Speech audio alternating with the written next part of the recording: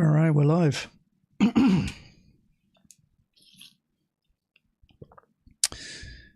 would think that one day I'd learn to do a proper intro rather than not take a sip of water while I try and figure out how to activate OBS for a good amount of time. Hey Brett, how's it going? Nice to see you. Gonna watch some VARC talks tonight. I enjoyed watching a couple of those the other day. But I'm going to start with a little bit of Fast Action Network. action.thehumaneleague.org. I nearly said .com. That's a sign that it's been too long. Shout out to Tristan King for encouraging us in the Discord to get back on the Fast Action Network. I've been a little bit lazy on this lately.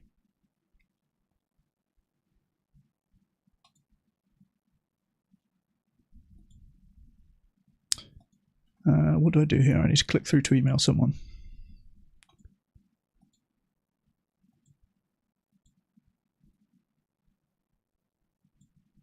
I normally do these on the other tab, don't I? So that I don't auto-complete my info.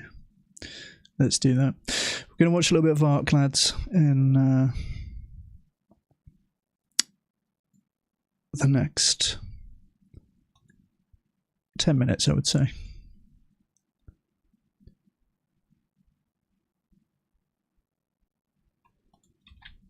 There we go.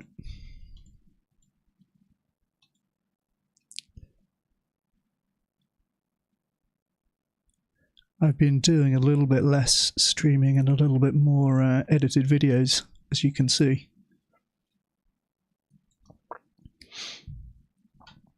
Which has been quite fun. I like doing the written content because you can spend a bit of time researching things, getting the right examples in place and so on.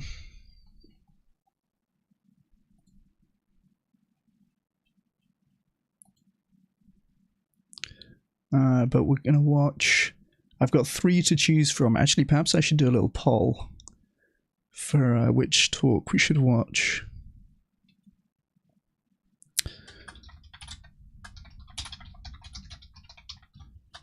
So, we've got...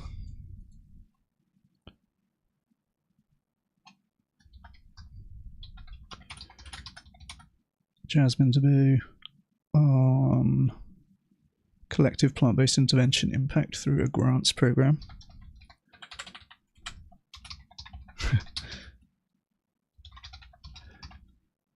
They're all going to be really long options in the poll. Oh, you can't get. All right, I'm just going to put the first names, or the full names rather. Then we've got Mark Wescombe. This guy runs Animal Think Tank, and he did a talk called Fitting Strategies Together.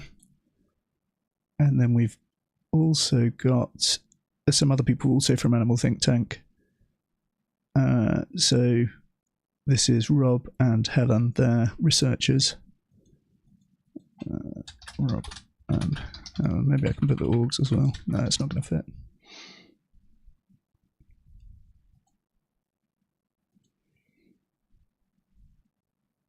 How do I get this done? Oh. Start poll, there you go.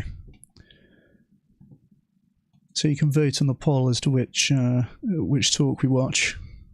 Or maybe which we watch first. Hey Martin, hey Ben, nice to see you guys.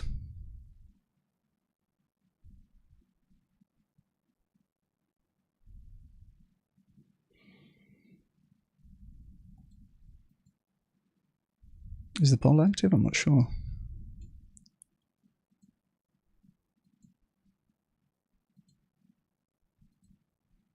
Oh, I guess it is active. Oh yes, someone voted. Excellent. Good stuff. All right, well, let me do a few more of these in the meantime. Did I do the email?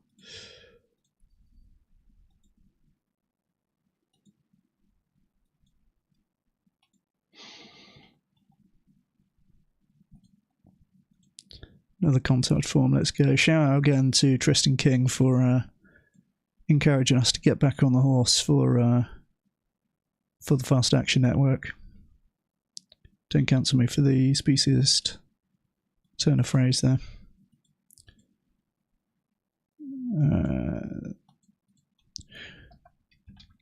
Go vote in the poll. We got 2/3 going for Jasmine Debut from ProVeg currently.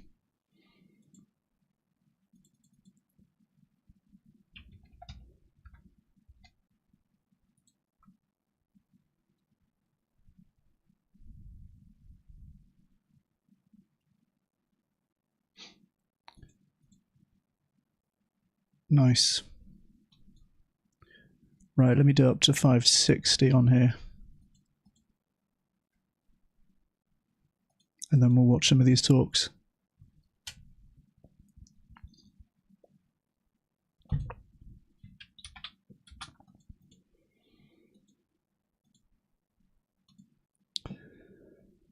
Oh, goodness me, what a week, what a week. Yo, the custom emojis are in the chat. Good to see it, you'd love to see it.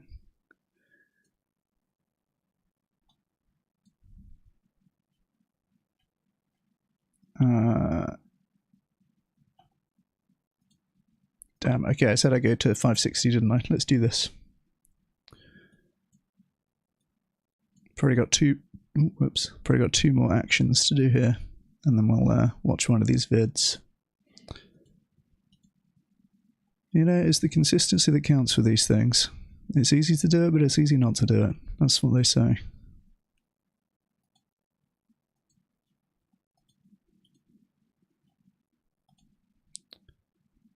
This is action.thehumaneleague.org. If you are not on it, get on it.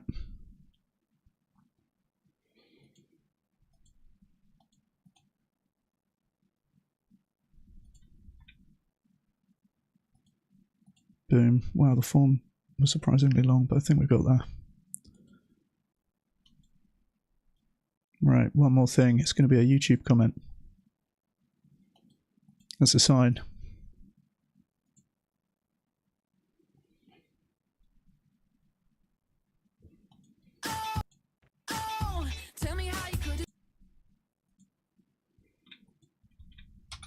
Why does Hellman's bother with these? Like, this is a short, it has 60 views. They're just things that they might pay to advertise. I think I'm the only comment on that one, lads. So get on it over at action.thehumaneleague.org. Right, there we go. We made it. You know what? Let's do one more for the road. Last one. That was an easy one as well. Right, let's have a look at the poll then. Looks like we are watching Jasmine Dewey from ProVeg. In some circles we are known very much for school food, and Colette is here to here. And my name is Jasmijn de Boom, the Global CEO of ProVeg International. And I have the pleasure to talk a little bit about our grants program today. And also I want to start with who is ProVeg, because the two are connected. And maybe we are not as well known, I guess. In some circles we are known very much for school food, and Colette is here to do a duo with me and coming in towards the end of the talk to talk a bit more about public food and school food. So we all know, of course, that the way we currently Me just obnoxiously leaving my camera over Jasmine done. produce and consume animal food, animal consumption is negative for the climate, for people, for animals. So transforming the global food system by making plant-rich foods and alternative proteins more accessible and appealing is what we are doing. We changed our mission a little bit. I don't know if people know what the previous mission was, but we felt that this was now more appropriate. So basically we work towards working with stakeholders to affect change in all different ways. And we have a great leadership team. Hey Pia, hey Vegan Anthem, nice to see you guys. Hey DBarks, thanks for joining. An international leadership team. Here you can see all the country directors and heads of department. And of course we build on the foundations that Sebastian and Tobias built many years ago. So let's look at where it all began. We started in 2016 informally, when we started setting up, and we launched formally in 2017. And it came out of VBU, the Vegetarian Society in Germany, and that actually has roots in 1867. So it's been going for a long time, the Vegetarian Society, but it was very, very small for a very long time until Sebastian appeared on the scene. And he had this big vision. We were already talking in 2012-13 when I was at the Vegan Society about a global organization. It took some time to kind of form our thoughts and everything, but we started there, and now we are in 14 countries across 5 continents with over 250. Thank you for being here, Pia. Staff members. So, yeah, we're growing every year, and we're looking forward to working in even more countries with partners. Our global strength comes from connection, and we work with a lot of stakeholders. We couldn't do all this work alone, and this is also where the grants program comes in. But we work with a lot of different stakeholders, from corporates to NGOs, other organizations, and the media. And I think it would be interesting to look at where we came from in the early days. In 2017, ProVeg and Plant-Based News, Robbie Lockie, came up with World Plant Milk Day on the 22nd of August. Back then we were still more focused on trying to change consumer perception and getting more people to try plant-based food and drink. That reminds me, I just missed the opportunity to do a video about World Soy Month. April was World Soy Month.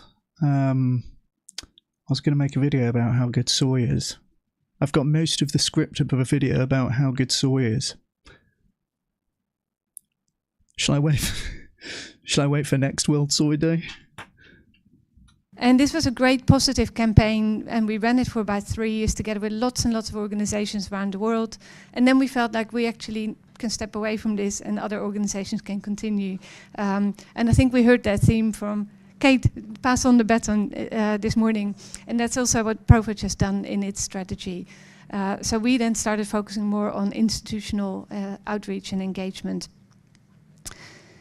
I can't give you a comprehensive overview of all the work that we do, because we do a lot, but I just wanted to share a few examples of our work. And yeah, we've, for example, swapped millions of meals to plant-based options. We've influenced dozens of major retailers in many European countries to offer more plant-based foods, and quick service restaurants, food ranking. We've done a lot of things in lobbying for change at all different levels, from United Nations, EU to national level. We work in China, which is a very interesting and challenging time, but we can really slot into their policy plan, which is to kind of invest in neo-protein. That's how they call it there. And our new China director is really taking to the next level. So let's have a quick look at the different areas. We have 5 identified impact areas where we're active, and I'll give you some examples.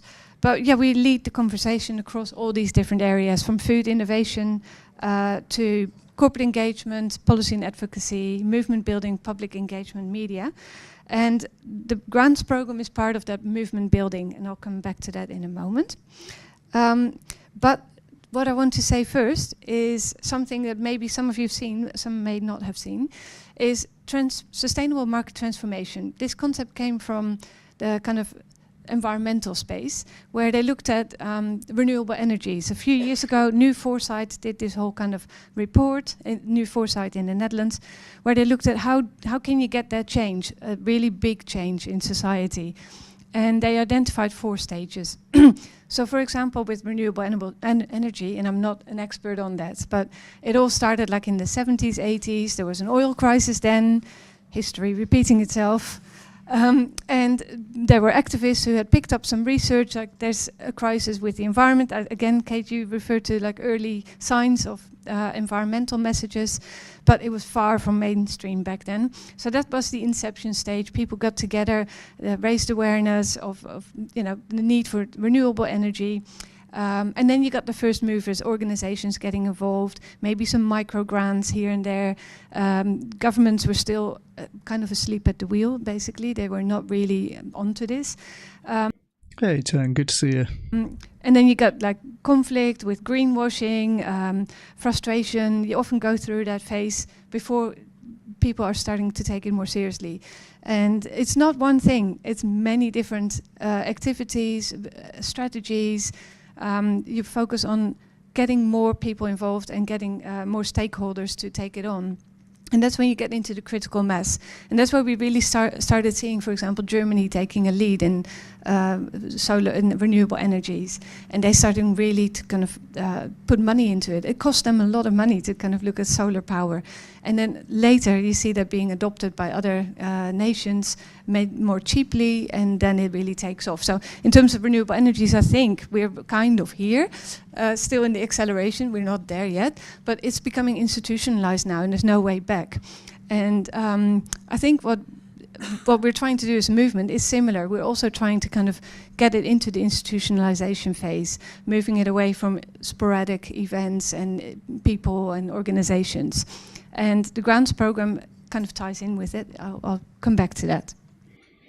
Yeah, so interesting what she's saying about building the ecosystem, building the movement by kind of,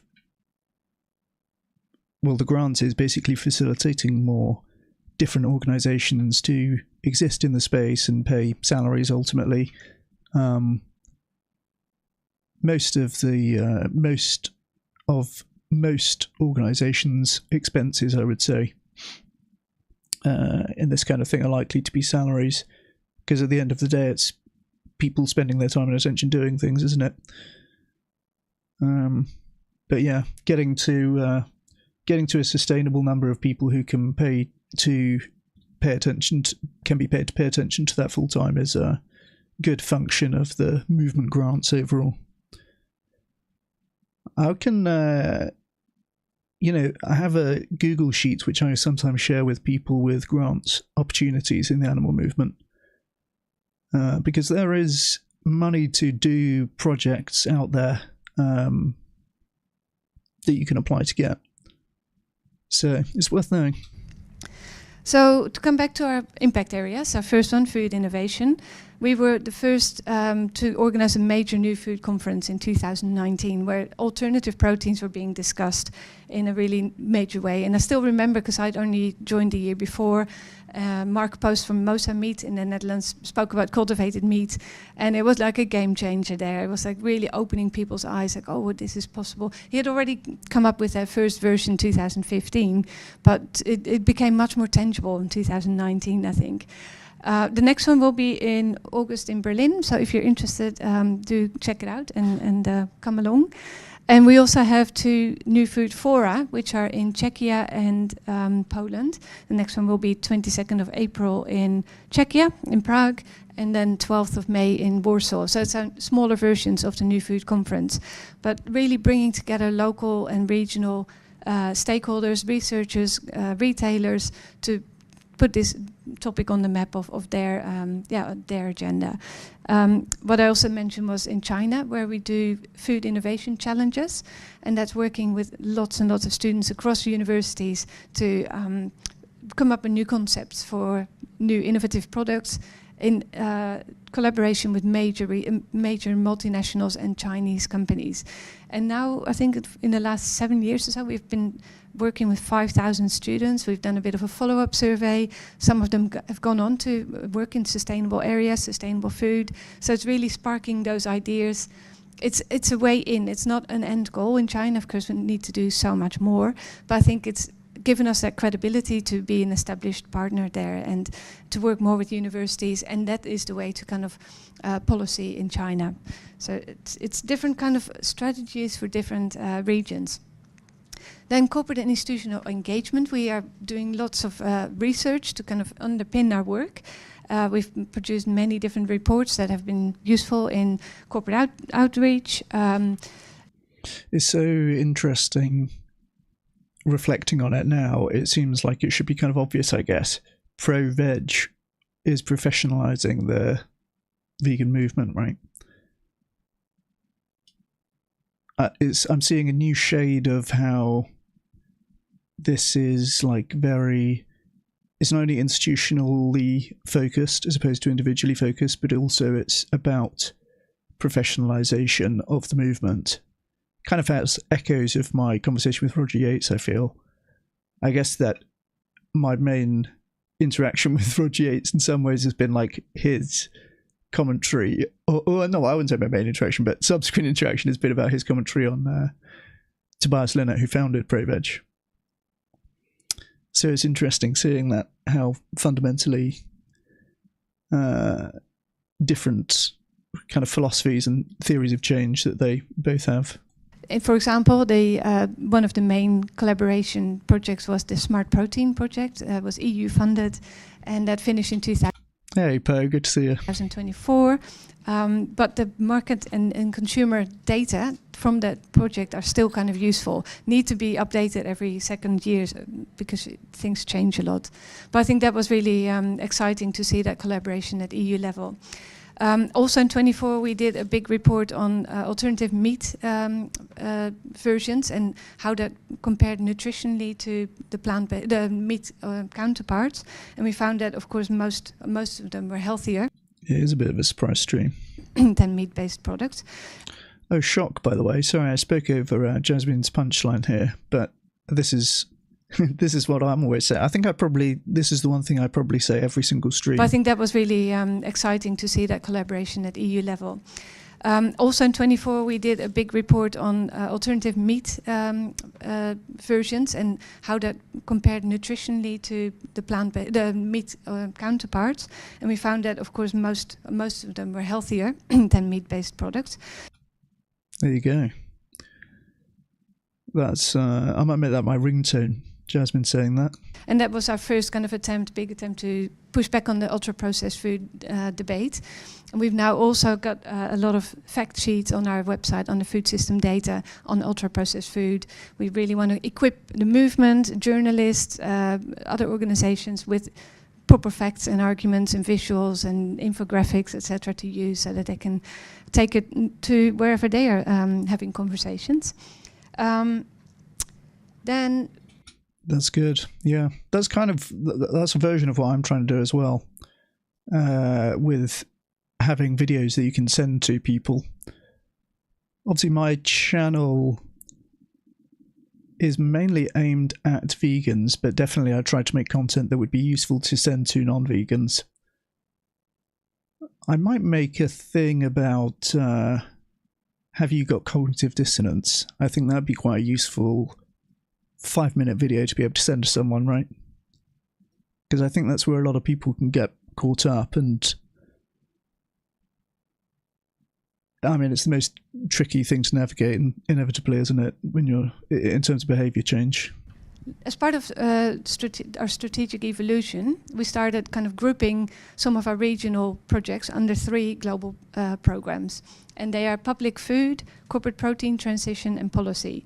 And we'll hear a bit more about the first one. But if you think about that, I've been mostly active in education. So in Germany, for example, we've been working with the German Association of School and Daycare Caterers to make school and daycare meals healthier and sustainable. And that collaboration supported the preparation of over 500,000 meals daily. So really talking about big scale. Of course, the UK, and thank you so much, Kate, for being at the start of that program by writing that report in the first place. And then it really took off a few years ago. Now 72 million meals have been swapped. Yeah, the figure that you quoted was from last year. We did 25 million in just 1 year alone here in the UK. And that has really kind of inspired lots of organizations to focus on this, which Colette will be talking about because that's really now going global. And this is interesting. So much of I guess we knew already that it ends up being better value for money doing the institutional focus stuff. And sometimes you think it can be a little bit abstract compared to individual activism, which is what most people can imagine, well, I shouldn't say can imagine, like just what most people tend to think of, right? Like, what does animal advocacy look like? It looks like it doesn't look like the same as vegan advocacy necessarily, in the sense that so much of it is going to be about reducing, and also at an institutional level rather than individual, which is, again, I feel like I'm seeing kind of new shades of the differences in those movement approaches here. I think it's really good that there are both. You know, I think that it certainly helps each other's goals, basically, right? I think that's the hope, at least. Also, very recently, some of you might have heard or not, but we had a big policy win in Poland, where for years we've been working behind the scenes, and we also had similar kind of pilot projects in schools, which has then now finally led to nationwide school nutrition standards, and they will be implemented from September 26 this year. And that really kind of provides for regular, fully plant-based meals every week, strengthening the sustainability, healthy options that children will get there across 36,000 schools in Poland. So to see that kind of being institutionalized is really fantastic. And GreenRef is one of the other organizations in Poland. Together we worked on this. They have also kind of worked with us in the grants program. So we always see these things as collaborative efforts. Oh yes, I did see that Billie Eilish thing, Estin. That's based. She's awesome for doing that. I might make a video about that, actually. That's always a good bit of... it's always good to be sensitive to like what's trending, what the kids are talking about. EU policy is another important area of our work, and it's not one that you kind of see very often, because we kind of, it was interesting, we did an end of year video last year for, you know, about all the work that we do and inspiring our colleagues, and they call themselves the whisperers, Swazik and Lucia. They are doing things behind the scenes, talking to policymakers, because in the beginning we were more active as a campaigning organization, and we've fought against the veggie burger ban, and we were successful back in 2020 and 21. But now the whole geopolitical landscape has changed, etc. So we are just more kind of building bridges, working directly with policymakers from across the spectrum in Brussels and with other NGOs. So together we've kind of called on that EU plant-based action plan inspired by Denmark, and we're bringing those kind of experts over. Yeah, that was my biggest hello fellow kids moment, yeah. And there was recently like a breakfast organized just specifically about that topic. So we're making slow progress there. It's very slow, but it's happening. So based. That's awesome. That's so based. That's so based. Realize she's posting... She said in that interview or something, didn't she? The question was, what's the hill you will die on? Which I imagine... Well, I imagine the journalist knows what they're doing, but I imagine that most celebrities asked that question would say something just inane and non-offensive, like pineapple on pizza or something like that, right? Like it's most people are not going to give a particularly deep answer because they know that it's not going to make you popular to say that. And I think she actually says that in the clip, right? She says, this won't make me popular, but people are hypocrites for not being vegans. And she's right for the most part. And Estin saying in chat that she's just posted on her, I guess, her Instagram story, factory farming clips, doubling down, saying, yes, you people are hypocrites if you're paying for this. I mean, is she wrong? Is she wrong? Of course, most people don't want to hear that. Of course, right? It's not a nice thing to be told that. Is she wrong?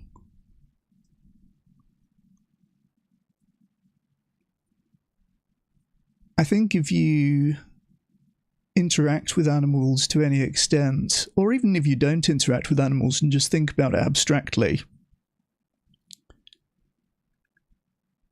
you can understand that animals are conscious, have a subjective experience, and so on. And when you see them on factory farms and in slaughterhouses, like screaming as they're stabbed to death, I mean, what more can you say? or gassed to death in the case of pigs, as highlighted by the Project Slingshot campaign. I mean, what more can you say? So good for Billie Eilish for being honest and for saying what somebody needs to say. I think it's really, really cool that she's using her platform to speak up for animals. She knows that she is going to pay a price socially for doing that. But she's done it anyway because it's the right thing to do, so good for her. And then on food public procurement, for example, we've seen that some official texts have now adopted some of our language of our recommendations. So we're starting to see finally that this is getting onto agendas. Timestamp, that'll be a short. Going off about Billie Eilish. Come on. But yeah, it's a tricky one, that area. In terms of United Nations, we've also been very active. I heard someone say, oh yes, a few days ago, that they were the ones to bring this topic to COP. And I thought, no, well, I think there were some other organizations as well. But anyway, it doesn't matter. We've been working with the United Nations since 2017, trying to get this item on the agenda. I'm sure there were probably others who came before us as well. But we finally got observer status, and then we've got consultative status with ECOSOC, UNEA, that's the United Nations Environment Programme, and then we won an award for United Nations Momentum for Change Award. So really getting it into the language there has again been a very long process. But I was at COP28 in Dubai, and that was the first time that 2/3 of the catering was plant-based. And that was so fantastic to see. It was just amazing. Last year was about 50-60%, so slightly less, but I think it was still really, really important because we had to make that connection on the ground. And we've been helping with the catering guide and recipes, and because that's what our strength is as well, to make it really practical. That's interesting that you said it did go down last year.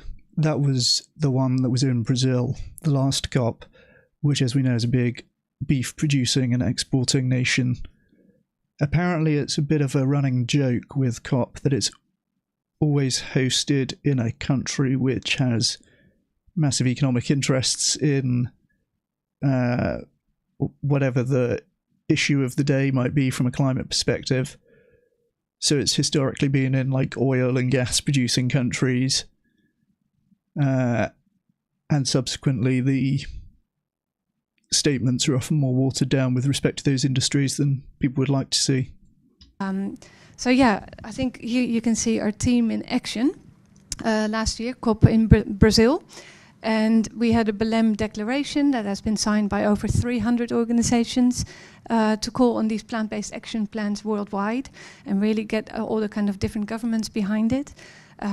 We kind of host as part of our Food for Climate. It's now Action on Food, working in collaboration with lots of different organizations, as well as EIT Food, to kind of host panels on these topics, press releases on methane, you name it, all sorts of things that we've done. I mentioned the catering. So yeah, basically this is something that will just stay on the agenda for probably the next few years. But we're starting to kind of go into the biodiversity COP as well, and really trying to make the connection at every level.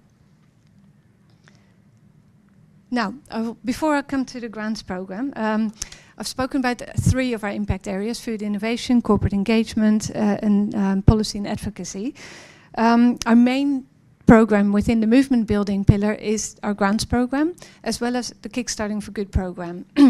But that is run by Sebastian in kind of parallel with ProVeg and his team. And he's got lots of sessions here as well. So if you're interested in that, do go along. But we realized that when we look at the scale of the challenge, changing the food system, we need to kind of invest in and support the wider movement. We can't just do it alone. So since 2019, we've been doing that with our grants program, and we've been working for the last 7+ years. Do it, Aston. Someone needs to hear it. Years with over 100 organizations around the world. Here are just some of them, to fund a large number of activities initially. And then we realized, just as we refined our strategy and really focused on those 3 global programs, public food, corporate protein transition, and policy, that we also wanted to align the grants program a bit more with those strategic impact areas. And we also said you can have a grants program where funders fund groups directly, and that happens, and that's fine. But we wanted to kind of make use of our experts within the organization and our partners that we're working with, so we can really kind of leverage the expertise and knowledge around the world. So we also kind of streamlined the grants program to an invitation-only application, and we don't have open calls anymore. And I'll explain how that works in a second. So it's aligned with 4 of our 5 impact areas, not so much food innovation, because there are other organizations, and GFI does that really well, right? Because they have their chapters and in universities, so that's kind of taken care of. But we're working with all the other 4. And we do a wide range of different interventions.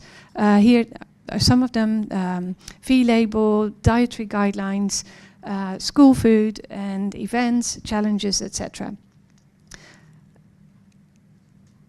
And the cycle involves not just the grants program team, but also wider colleagues from ProVeg network. And we call them the intervention experts. And I'll give an example at the moment, but they scout, review, and vet the organizations, because they are doing this work. They know who else plays in the space, and they know who's good, who's been having success, who we can help, who needs a bit more support. And that support doesn't just come in funding, but also in terms of the expertise and connecting each other. And then we monitor, making sure that we have the right monitoring, evaluation, and learning framework in place, and then we improve. If they're great, then we continue the funding. If not, if the reporting isn't there, whatever, we'll say, well, you need to improve first, and then we'll look again at funding you in the future.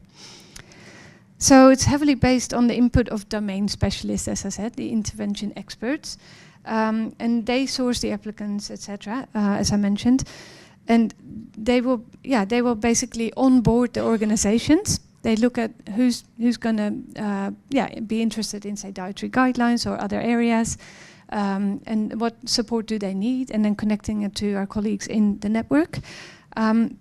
Initially, this took a bit of time, because originally it was very centralized. We had a grants team and they did everything. And then we started kind of asking our intervention program experts, can you help? Because you know the space, you know the people. And now they're really excited. It's now part of their job description that they are contributing to the grants program, because it's really important to see that this is a continuous stream. It's not just ProVeg.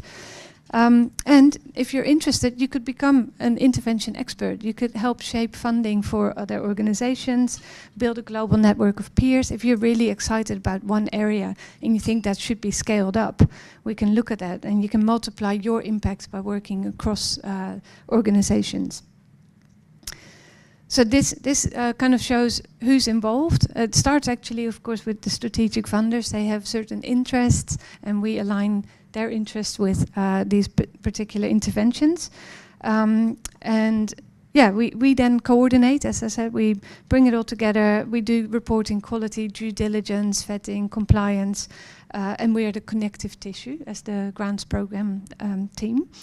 And then the Intervention Expert Academy is in its based peer. Early stages, but I think we can have a lot more impact through that over the years to come if people are interested in building that global network. And they own their own area, so if they're really great at school food or they run effective challenges, they can become that intervention expert and help others. And then finally you have the grantees who benefit from all of this, but I'd like to think as well that often they give back to the network as well, and they contribute to, sometimes changes in strategy or tactics or whatever it is. Now I'll give you some examples of those interventions. I mentioned the dietary guidelines, and that's true. Smash like. Appreciate you, Pierre. Actually one of the most high leverage interventions that we fund and support. And it's really important, because when the government updates their dietary guidelines, a lot of the other programs will follow, like the school food standards or public health, or schools or hospitals. They all. Yeah, this is what we found when we did a review of interventions, or a review of I guess a review of government interventions to try to move towards healthy and sustainable plant-based diets. And people say dietary guidelines are a bit pointless because, you know, very few people actually follow the dietary guidelines of their country, right? Nobody's looking up their government website and saying, okay, I'm going to make my diet around this. And generally people are eating less healthily than the guidelines, right? That's why they're aspirational for people to move towards. And I think it's true, from the evidence I've seen, it's true that they don't have much of an effect on individuals' diets, but that they are still institutionally important because, exactly as you're saying, it affects what's catered in public catering and also taught in schools, applied in the relevant parts of the medical system, and so on. So, that's a very pro-veg approach,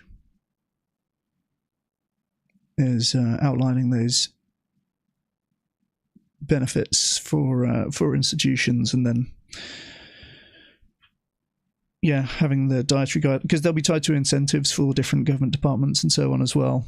They'll have targets for healthy catering and stuff like that. We'll kind of rely on those dietary guidelines.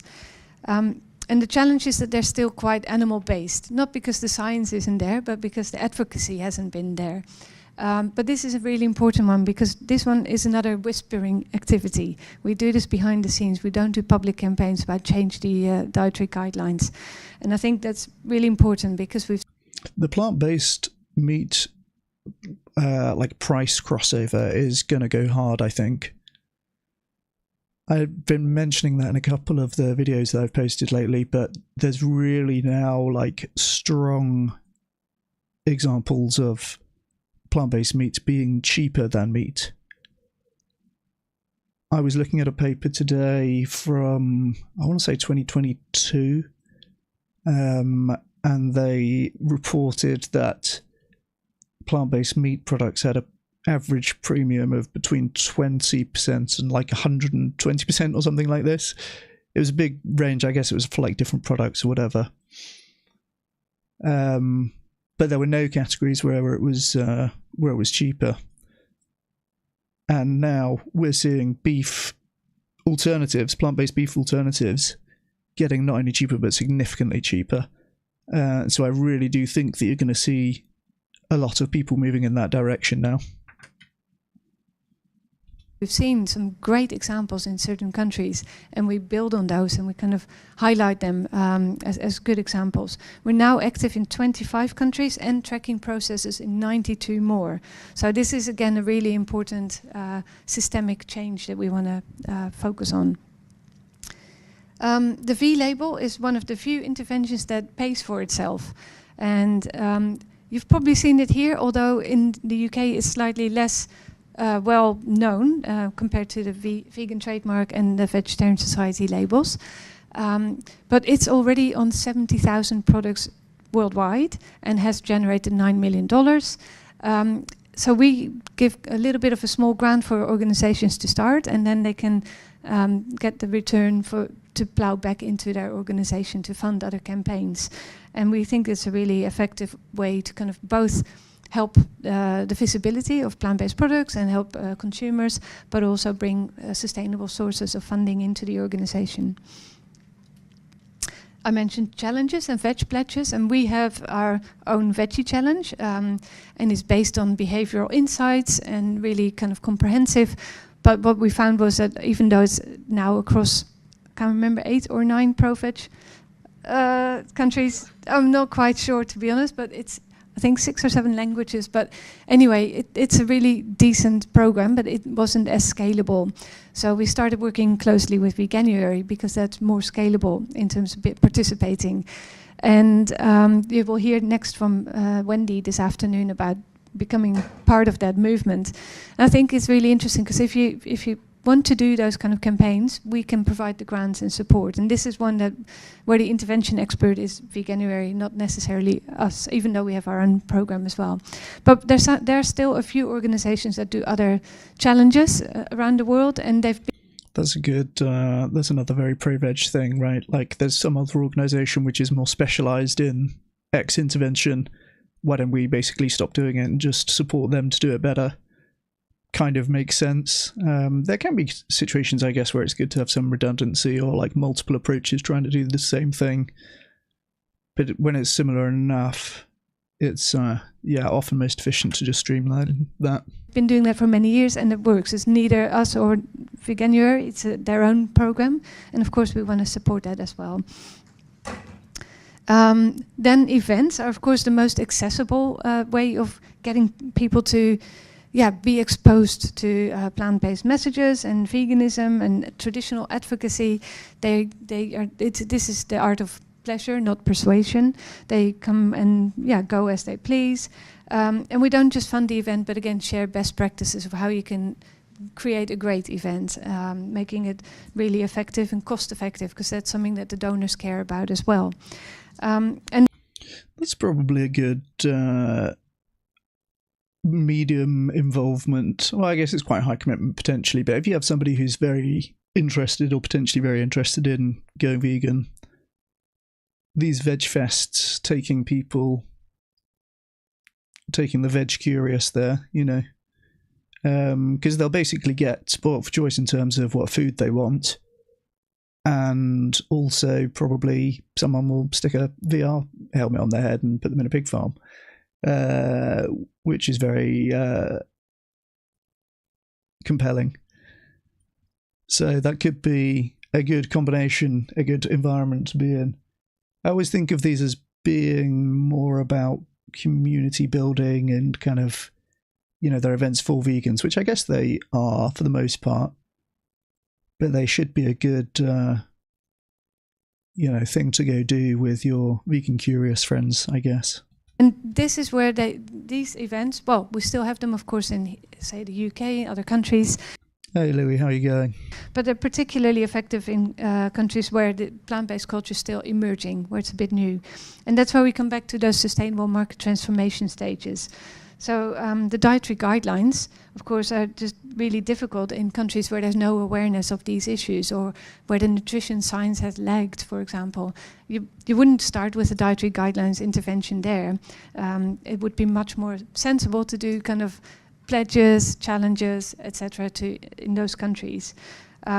Sometimes you get an interesting opportunity, like in Malaysia there was a process already ongoing in the dietary guidelines, so we contributed to that as well. But otherwise Malaysia is still in an inception stage, right? And you wouldn't normally start there. But the V label, it again also doesn't really make sense to do that in an inception stage country, because there are no products, and we see that unfortunately with our own Nigeria that it's really hard. The V label's there, but the growth is really slow. So it makes more sense in countries where there are a few more products. And then we have the final big intervention, that's public food, and the best known expert is Colette in that space, so give it up for Colette.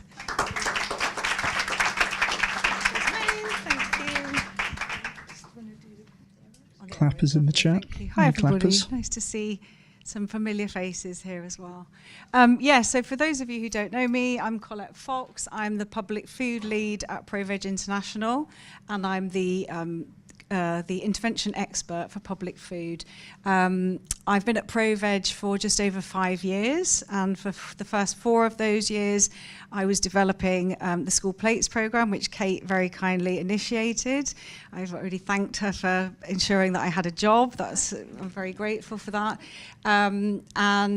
You'll see how this has grown and how I've kind of moved into international and being an intervention expert, and lots of things that I'll tell you about. So just an opportunity to kind of dig a bit deeper into one of the areas. So I'm going to focus on school food. Public food covers schools, university, dining and hospitals. Potentially there'll be some other areas that we could add to that, but let's just look at schools, because this is the biggest one and the one that we've been working the most on. So we love a good map of the world. Everything in green is an area where we are working actively at ProVeg. So we've got a presence in those countries. The light green are where we have established or new programs this year on school food. And all of the orange is where we have grantees who are also working on plant-based school food programs. And they are part of our global plant-based school food network, which I'll touch upon in a second. So Yasmin's kind of mentioned briefly about the process, but just to kind of be a bit more specific. And again, it's slightly different and the timings are slightly different. I appreciate you, Louis. Different with each intervention, depending on what works for our area. So number one thing is we're looking to identify high impact work that aligns with what we're trying to achieve. So we look at our previous grantees, we might look at unsuccessful applicants from the past. We have our network, which you'll sort of see how that's grown, and that then provides a pool to feed into the grants programme. And we ask people that we trust in other organisations for their recommendations. So in a particular country that we might be interested in, we can get their recommendations, and then we obviously do our own research and due diligence. We then invite those groups to apply, which we've just done a week ago. So we're going to have 2 rounds each year, kind of spread out. So our next deadline is the 1st of April for public food. Like I said, we're prioritising organisations that are aligned. For the first time, we're sharing our impact metrics. So over the last year, where we've been creating our global programs that Yasmin mentioned, our 3 global programs, we've created metrics that all of the pro-veg countries that are taking part in these programs can kind of agree to. So they're quite broad, but we needed something that we can measure our collective impact by, and we now want to try and do the same with grantees where we can, so we can really show the value of this work, and that by doing it together, we're having a much bigger impact, rather than these are just really nice projects to fund. We review the applications. I'm one of those layers. There's lots of layers to that, and figure out who are the best ones and have the greatest potential for impact. About 5 weeks later from the deadline, those successful grantees get notified, and we get all their details and bank details and everything, and the money gets transferred to them within a couple of weeks. They get connected up to anybody they need to within the organisation. Typically with public food, that's me and Una, who's here, my amazing colleague. And we do this together. And then we have an onboarding meeting. So we invite them to a meeting with us. Often we might know them already. Probably we do, but sometimes not. So we're meeting them. We want to kind of understand what they're planning a bit better, in a bit more detail. We've obviously reviewed their application and thought it looks really strong. We want to also kind of look at the challenges that they might be facing and things they might not have thought of that we perhaps have seen time and time again. So we can try and kind of break through those obstacles before they become a problem. And we set up the kind of mentoring frequency that suits them. Typically that might be to start with maybe every month we meet, just kind of one-to-one, or maybe like every quarter. So it's very much like what they need. If they're quite established and they don't need us, that's fine. We invite everybody to join the Global Plant-Based School Food Network, successful or unsuccessful, and also anyone else who's maybe not a grantee but doing this work or interested is also welcome to join. I mentioned the metrics, so this is the first time on this round that we're sort of sharing our internal metrics as a guide, really, so that if organisations can align with these, or they can look to at the end of their 12-month grant period where they're going to have to report back to us, we're going to be really interested if they're able to meet any of these. So overall, of course, what we want is to see more plant-based food being consumed and less animals being consumed. That's actually really difficult to measure, especially in public food. To get that data is difficult. We do the best we can with what we can get hold of. I guess the end outcome is 2 things that we know help to shift that in the right direction is having an increased ratio of plant-based to animal-based on menus. I think once it gets to about 70% thereabouts, the shift starts to happen. So that's what we want to see. And we obviously want those plant-based defaults on menus so that it becomes the first choice, and we know that people choose that dish more often. And then we break it down into 4 key results. The first one is basically about reach, so how many diners are we impacting? So yeah, whether that's pupils, patients, whatever the students. The second one is about the meal swaps. So this is the number you keep hearing, the 72 million. We're going to get to 100 million this year, which will be super exciting. We'll be having a little celebration.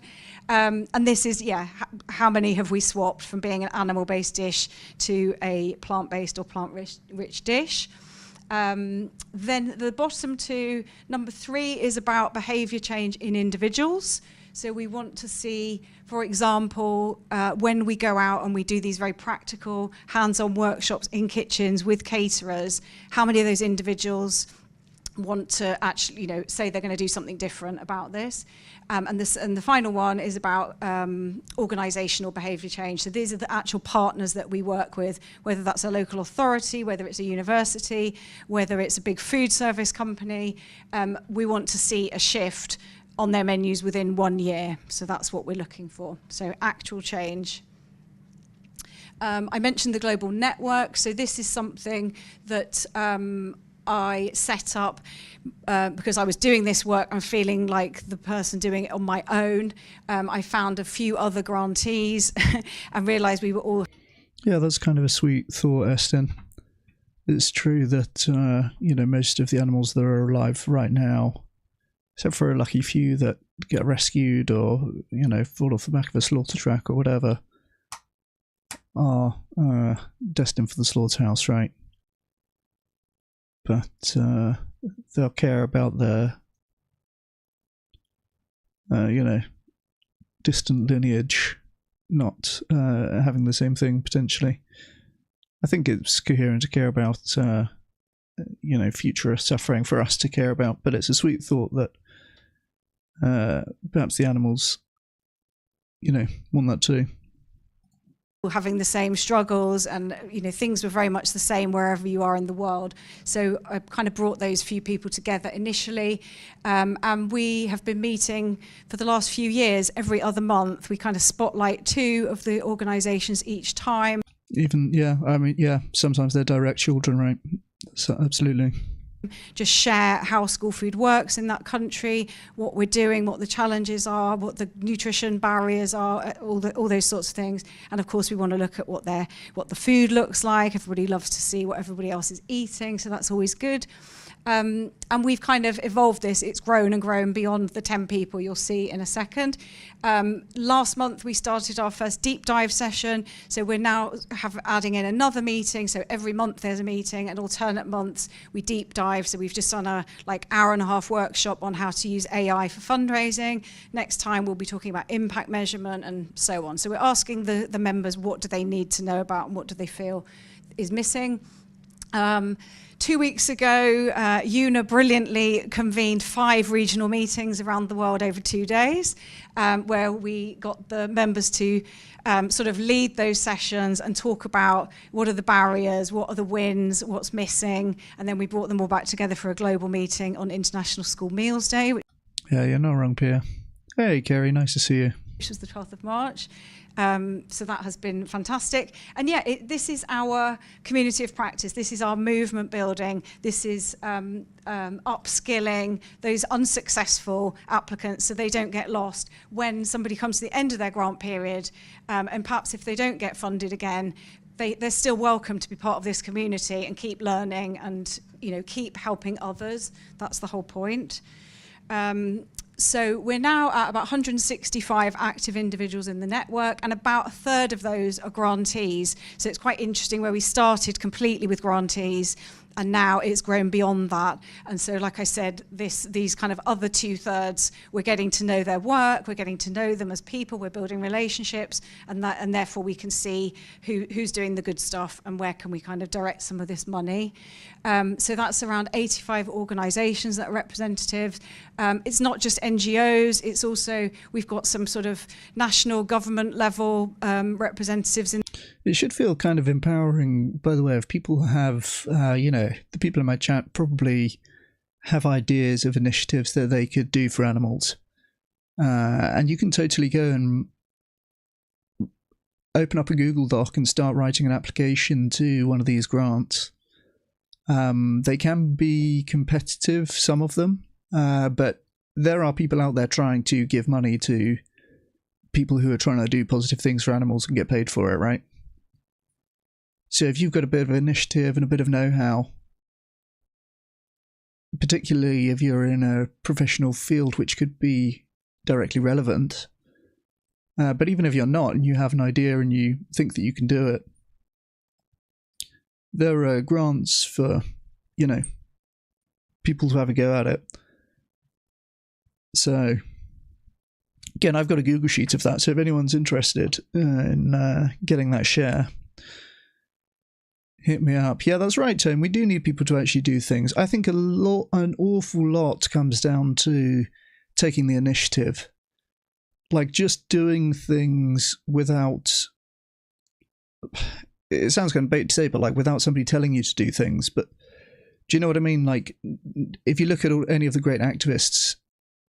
if you look at any of the great activists, or if you know, people who have done notable things, I guess, they're invariably a result of their own initiative as opposed to somebody else's, right? If you're the best worker in whatever work that you're doing, but on someone else's initiative, and you're kind of, you know, incentivized to do that, that's kind of one type of admiration, I suppose. But people know which parts of life are basically compulsory and which parts of life are totally not.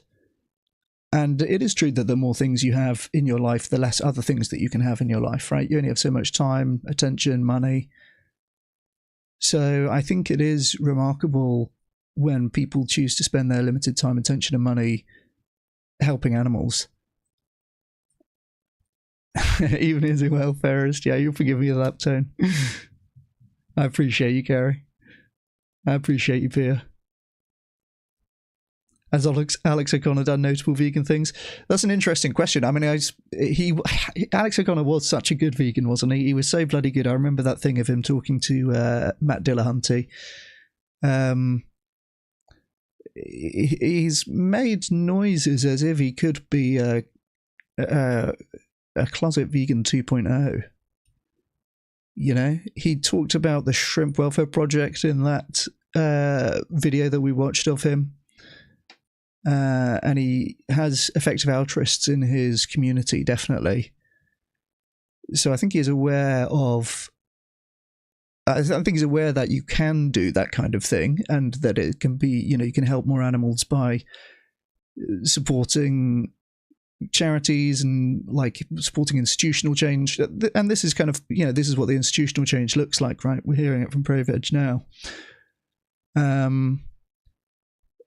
So I think that Alex O'Connor presumably knows that this option is available to... Oh, I shouldn't even say presumably, right? He's talked about Shrimp Welfare Project. He didn't say whether he was giving to the Shrimp Welfare Project. I don't know if he has ever, you know, tweeted that or clarified that one way or another. But I think it works if you're actually doing the thing. It's a bit lacking in teeth if you're saying, well, it is possible to do this thing, and then not actually doing it. So, you know, I guess we should ask for receipts. We should demand the receipts from AOC. Where are the Shrimp Welfare Project's receipts? That's what the vegan community, the vegan 2.0 community demands to see. In the group, we've got city level, we've got academics, so people that are just interested in this work. We want a diverse group to see the different ways to do it, and we are represented across 49 countries, and we meet across 17 time zones, which I'm always super impressed by, that people show up in California and Japan to meet, and it's a lovely time of the day for Una and I in the UK, but not so much for them. They're just off camera going to bed. These are some of the beautiful faces of everybody.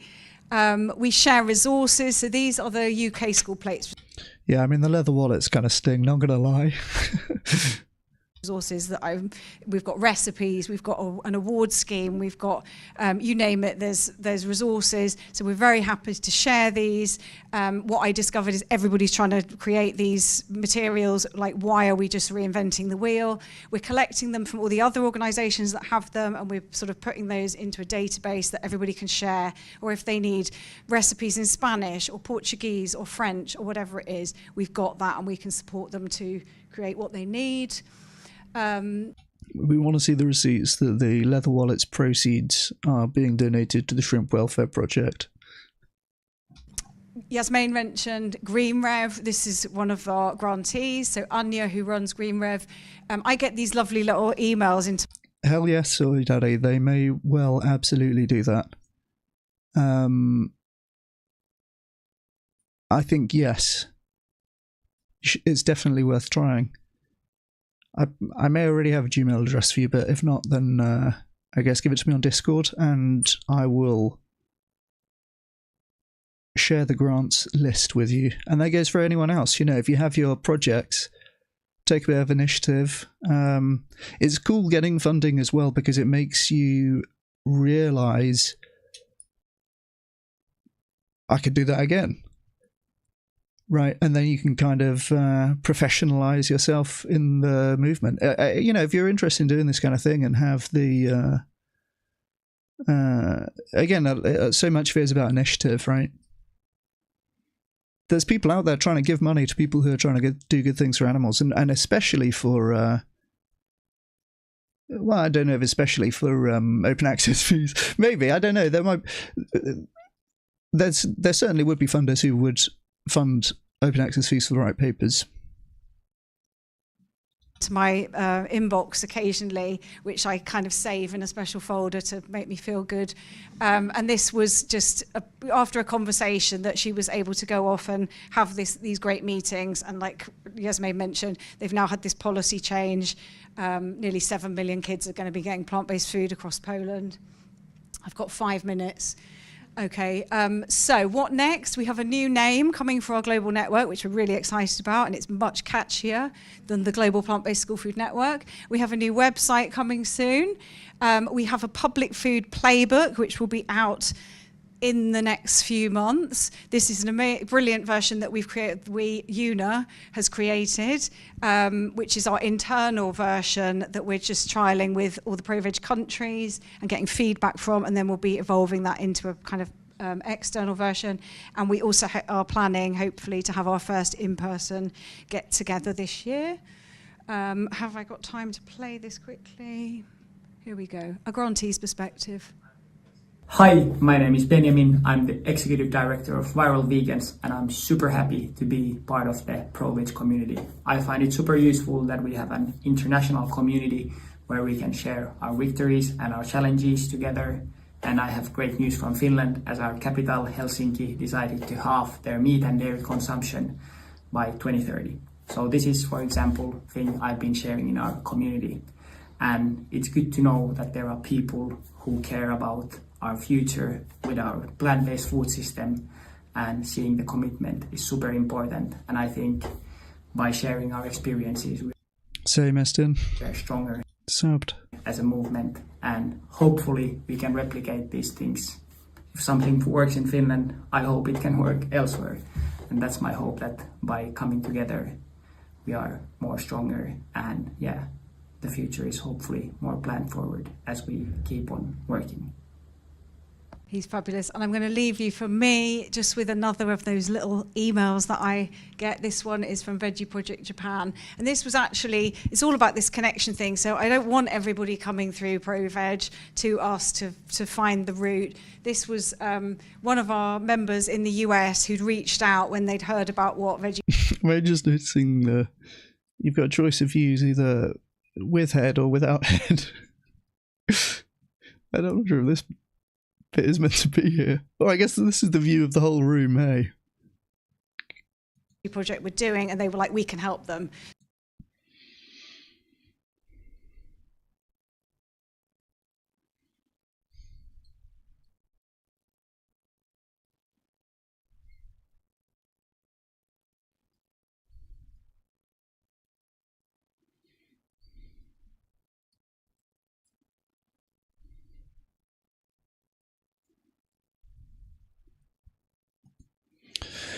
Well, there you go.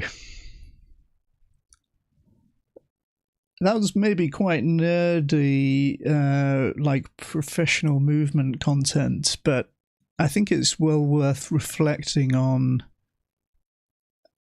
It's somebody's job is to try to like distribute funding to people who want to do helpful things for animals.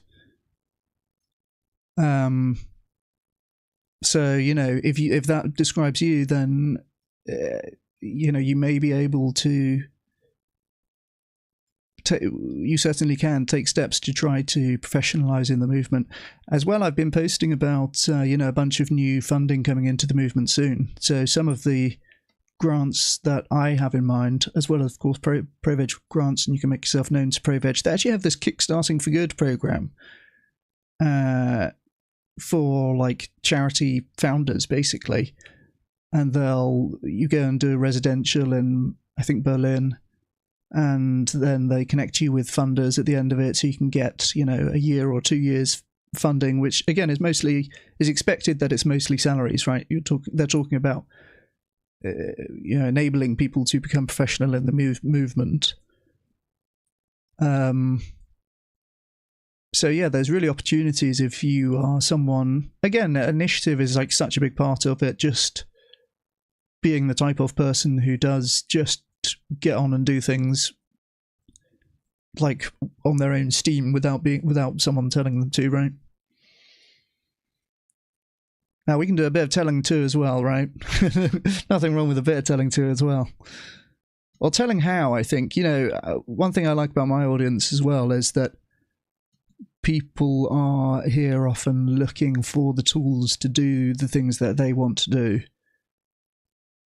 I guess that I try to persuade people to some extent to be vegan 2.0, although I don't directly do vegan advocacy per se on the channel.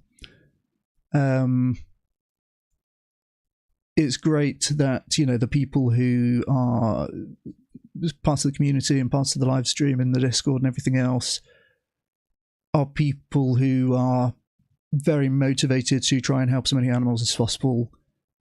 It's more like the set of ideas kind of clicks for you. And then, there's people in the Discord today talking about the best charities to give to and, their own kind of analyses that they've done to make the decision between different ACE recommended charities and so on. I think it's so heartening to see. Do you know what I mean? There's so much initiative and so much just going and doing it. And of all the things that one can just go and do in the world, it's one of the most selfless, surely. We're talking about helping animals that we will never see, will never be able to do anything to benefit us, basically, right? That sounds like a lot, but that's accurate. So it's a very, very high quality of person, if I do say so myself, somebody who's decided that that's the thing they're trying to do, as opposed to any of the other things that you could do in the world. That's the quality of person we're talking about. So I love it. It's, a very wholesome, very selfless, very motivated community and audience, if I do say so myself. If only I could remember to turn the volume on.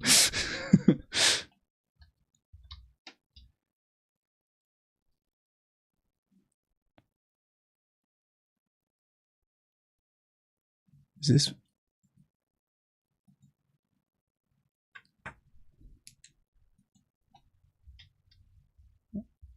Are they going to realise the audio is not working at some point?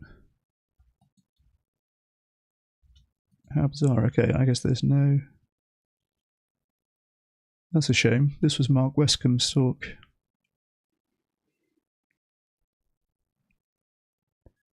No audio by the looks of it. I'm just trying to think of anything else that I might have accidentally clicked to make that happen. There's no audio, is there? It's not just me. No sound for us either. Yeah, okay. All right, well, that's a shame, I guess. I wonder if there's sound on the other Animal Think Tank one. Let's hope so, eh? What might I have down here? Good morning, everyone. There you go, okay. We got audio on this one. Well, somebody should know on the VARC YouTube channel that Mark Westcombe's talk doesn't have any audio, it seems.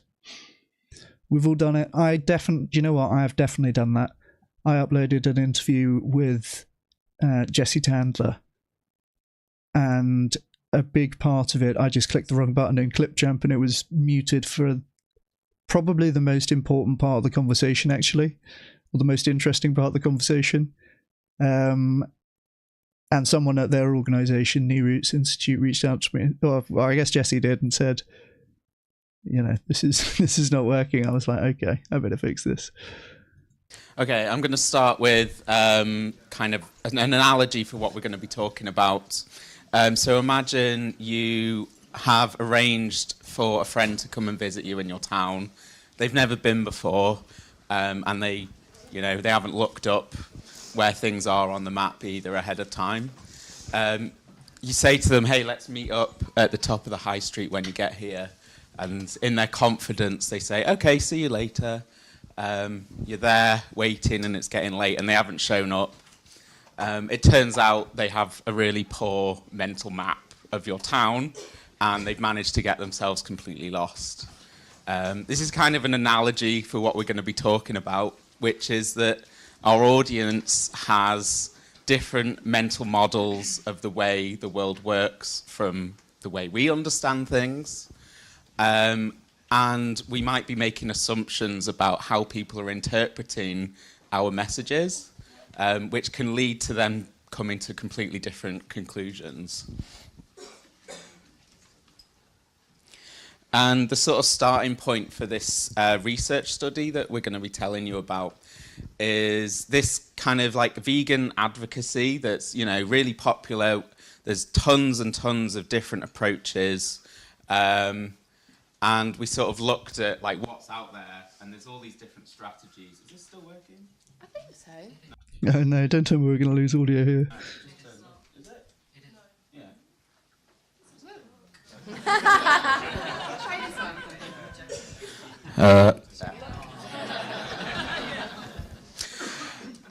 Where was I? Where are the words? There's all these different strategies, and there's all these different strategies. That totally Come on, Rob, you go on this. threw me. Okay, so when we've talked to advocates about how do you come up with these, messages, and the decisions are often guided by intuition, personal experience, gut feeling, and that is really important. We need to be using our kind of tacit knowledge, our expertise, but there is a risk that potentially some of these messages can be backfiring, or maybe there's ones that we're underutilizing that could be more effective. And in our research so far, what we found is that there's quite a large amount of variability in which messages work. So some are super effective, others are less effective, and then others still even backfire and counterproductive. People end up being... Watch this space, Kerry. If you're asking me what I think you're asking me about Australia. Less empathetic with animals after they've been exposed to particular messages. So if, as a movement, some people are using message A, others are using message D or E, what happens is... Based, Poe, yes, I love that. Okay, interesting. Do you know what? I'm not sure if I have had any kind of confirmation email or anything like that yet, but if you used the report link that I shared, or the form link that I shared, then you should be on there. But the important thing as well is to email your MP to try and get a meeting with them on the day. That's awesome, though, Poe. No, that's nice work. Even if you can't get a meeting with your MP on the day, it's still worth going because they do green carding at 2 in the afternoon or something, 2:30, where you can go and turn up without an appointment and try and have a meeting with your MP. And quite a few of them do it. But honestly, even if they don't, it's a good hopium-fueled day and trying to be there to support other vegans who are doing it and stuff like that, and being, try and get your MP along. They should agree to meet with you. You've still got a few weeks, I guess 3.5 weeks. But yeah, if you go to writetothem.com, you'll get a link to your MP's, or you'll get a form to email your MP, I guess. And I also have the email template that you can copy from the link on that video as well.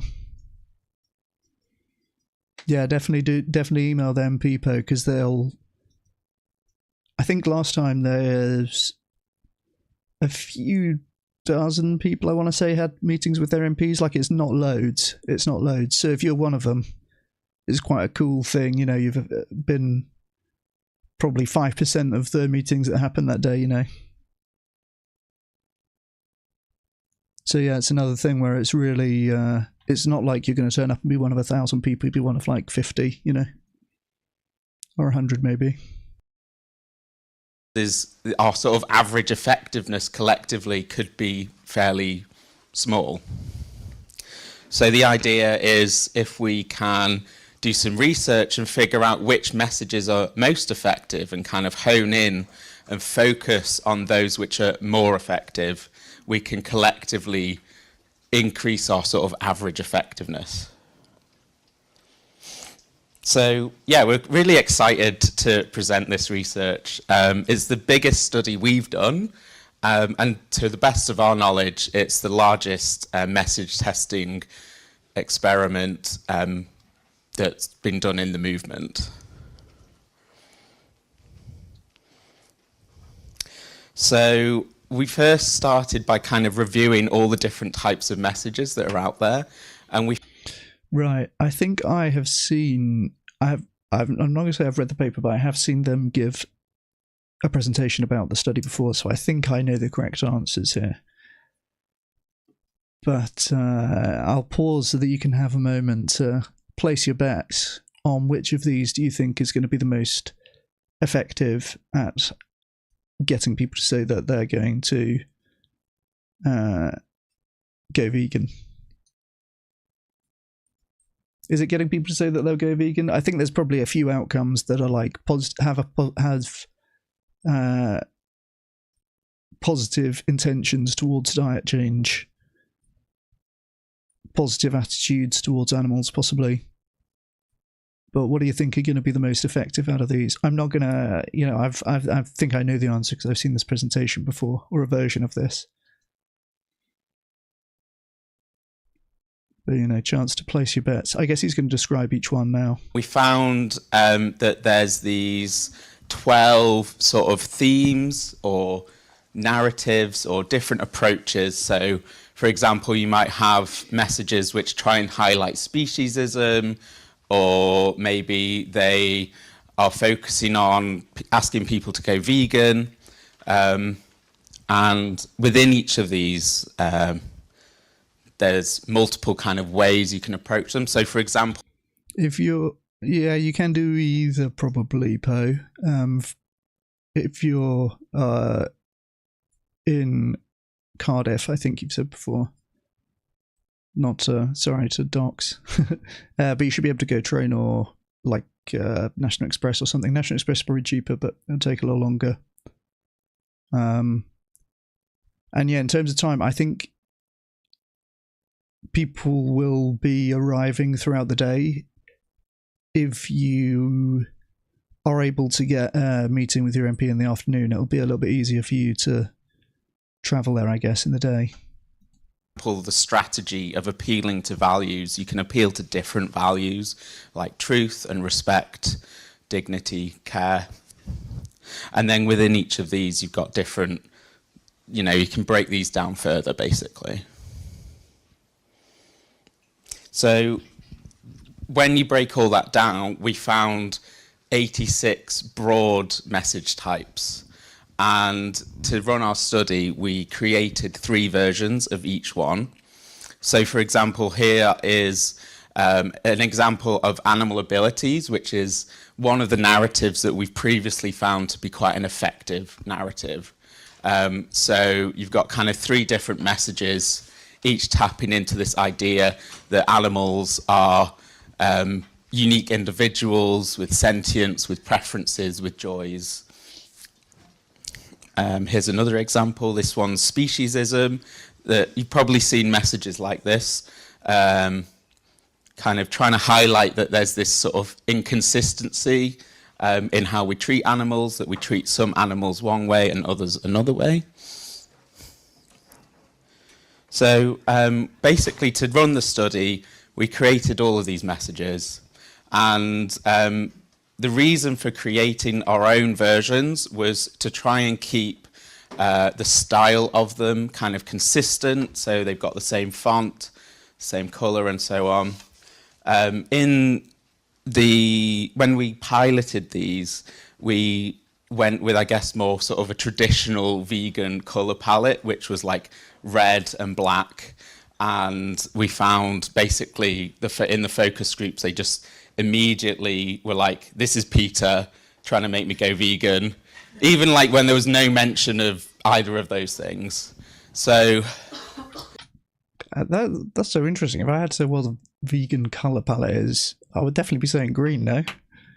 We went for this more kind of calmer colour scheme that doesn't activate these sort of shorthands that people already have.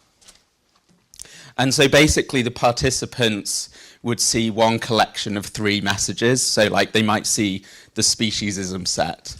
And we sort of asked them to kind of rate the concept as a whole rather than like individual messages. So for example, you know, if someone had just seen one message, it could be, oh, they thought like the pig was particularly cute or something. So it was kind of just to smooth over all those kind of idiosyncrasies. Oh yeah, so here I'll just talk you through like the method that we used. So we recruited a representative sample of 4,500 people, hence the title of the talk. We then gave them an animal attitude survey where we asked about things such as how they empathize with animals, how they see animals in the hierarchy with humans, actions like how open they are to changing their diet, and support for different policies. And then basically using some maths, we can create kind of a metric of like support for animal freedom that kind of weights all these things together. We then split that sample up into 86 groups, and each group saw one set of these messages. And then well, they really aren't kidding when they say it's the biggest study on this topic. They've got 86 groups and a sample of 4,500 people. It's it's massive. We asked them the same questions again, hearts, minds, actions, policy support. And what this allows us to do is to ask the question, you know, have their attitudes changed after seeing the message? Are there some messages where they have more positive attitudes after seeing it? And we've also been running focus groups, which is what Helen will be talking about, where we've been focusing on a subset of these messages. So far we've run these focus groups with 45 people where we have like 2-hour kind of in-depth conversations going into depth over certain messages. And so these 2 approaches basically... I'm pretty sympathetic to that as well, Pierre. I think that is definitely... Yeah, the accountability Paul was really hitting on. We watched... AV training video, I think, and I thought this is... I don't know why, for some reason I was expecting to take more of an issue with it, but I thought it was pretty good. I thought it was very insightful. It's clearly based on a lot of experience, and I think as a guide for personal conversations in terms of being the most effective, that does work. You've got the quantitative, where we can ask the question of like what works or what doesn't work, and the qualitative of like why do these certain things work. Oh, you think so, Tone? Maybe jury's out. So together we get these like deeper insights and kind of more general principles of effective messaging. Yeah, so to understand the focus group participants' responses, we kind of map them onto these 3 different aspects. We've got the first one, which is ideas about animals. And if you know anything about Animal Think Tank, you know that we would be calling those narratives. We are really into narratives. Can you click, please? So, for example, we were looking for, is this raising up positive narratives about animals that people hold in their minds? Things like they feel joy, they feel pain, they have families and social lives like us, or negative things like animals are just driven by instinct or they're fundamentally separate from us. What's it doing in terms of reflection or defensiveness? So how are these messages prompting people to ask questions? Are they curious? Are they reflecting on their choices? Or is it about deflecting responsibility? This isn't about me, or shutting down, digging their heels in, defensiveness.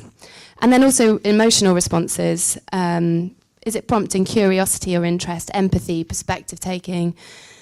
Or is it resistance to action and discomfort? So we kind of want sometimes to create a little bit of discomfort in people seeing the messages, but with a route forward, with a way of them reflecting and thinking forward. If they're just uncomfortable and shutting down, then that's possibly not helpful. I'm glad you gave that caveat. We do sometimes want to make people uncomfortable. Depends on the context. And yes, she's right. Obviously, they need to feel that they have a way to do something about it. And that is part of the solution. But yeah, it's not necessarily bad to make people feel uncomfortable, I think, is a good thing to remember because, it feels intuitively that it would be bad to make people feel uncomfortable, particularly if you're a nice person. But sometimes it's exactly what people need. And there's a lot of nuance in this. So I've done very black and white or very green and red examples of what we were looking for. But there's a middle ground in that. So we're trying to judge, is this broadly, bringing up positive things or negative things, and mixed responses to every message. So there was not a single message where we're like, woo, this is entirely green, brilliant, this is the one we need to use. It was a bit of a mix. So we're just looking for overall patterns really to help us really understand those responses from participants. Okay, so we're going to break the results down into 3 sections. So we've got the good stuff, the muddled stuff, and the spiky stuff. And we'll start with the good stuff. Oh yeah, so content warning. Most of these... Let's go. I say that because... Funny reaction to a content warning. I say that because my bet, which I didn't make out loud, is that the tough, graphic, animal suffering images are going to be the most appealing. They're starting with the best here, which I assume is most effective with respect to those outcome measures. So, I've won my bet with myself there. Fairly benign. The next... Again, having already seen this. slide has some not nice images. So we found a number of themes or narratives or strategies that were quite effective. So the first is messages which show the physical cruelty are effective. So these... Let's hear that again, not to linger on the grim images for too long. But this is something I'm always saying as well. So the first is messages which show the physical cruelty are effective. So these... Yeah. They're not nice to look at, but this is motivating to people. It's motivating to people because they're not nice to look at. Again, I don't think that you need to necessarily be traumatizing yourself by spending a lot of time looking at this kind of stuff if you are vegan. But yeah, for improving attitudes towards animals and intention to not eat meat and so on, this kind of stuff is the most effective in this study. I might make a video on this as well. Kind of two examples. There's variability as well. So what we found in the survey was that, well, firstly, every message had some people reacting where they kind of doubled down on their existing beliefs. They ended up with more negative attitudes after seeing those messages. So in this case, 10% of people ended up kind of less empathetic with animals. That's like the 10% that everyone kind of focuses on when they talk about this strategy. Oh, you'll get reactions, or you'll get people pushing back, or you'll get, you know, people going the other way. That's only 10% compared to 40% who went in a positive direction. I think that, yeah, this is absolutely right about this stuff being motivating to the average person. Than before, but 40% of our participants ended up having more empathy with animals after seeing these messages. Another set of messages which we found to be really effective were those kind of emphasizing the inner lives of and individuality of animals. I would bet here that the top set is more effective than the bottom set as well. Which again, the cruelty angle, I wonder if they'll comment on that split or if they had enough. Well, yeah. Animals. So yes, we can talk about physical suffering, but there's also the psychological suffering, the fear, the pain, just the suffering. Righty, Tone. Yeah, that makes sense, I guess. I mean, people do that, no doubt. But again, you get some like negative reactions on any kind of message that comes with people really resonated with that. But you can also emphasize the positive aspects. So for example, cows have BFFs. Did you know turkeys like to be hugged? Or that chickens purr when they're content? These messages only had like 5% of people reacting negatively to that, and up to almost a third of people responding positively to this strategy.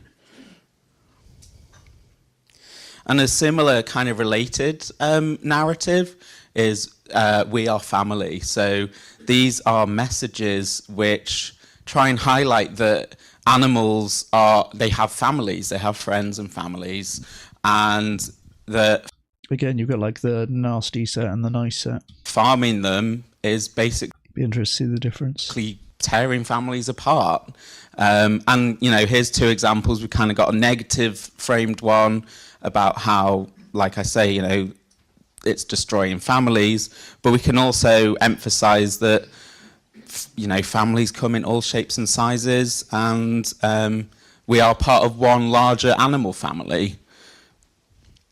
So yeah, this had up to 40% of people kind of responding positively after seeing these messages.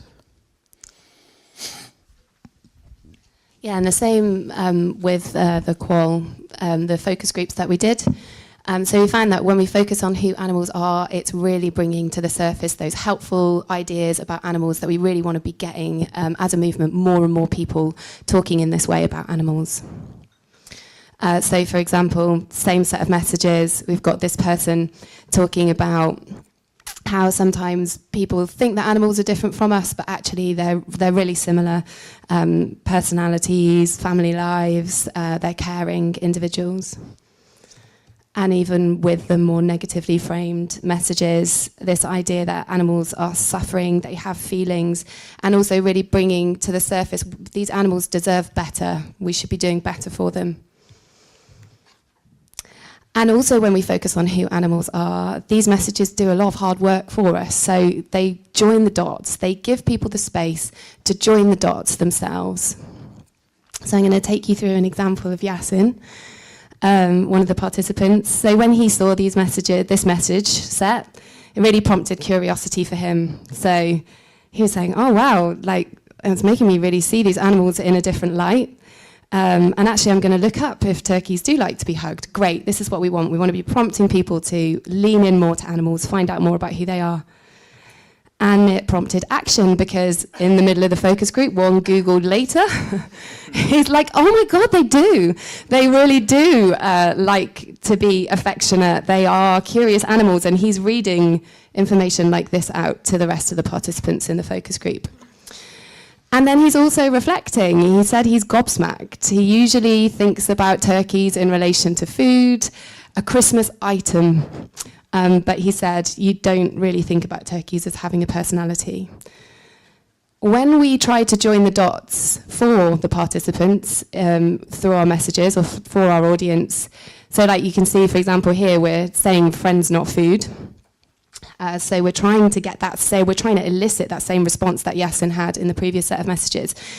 He went through these and described the animals in the images. The pigs are looking cheeky, the turkey's having a cuddle, and the chicken looks really tasty.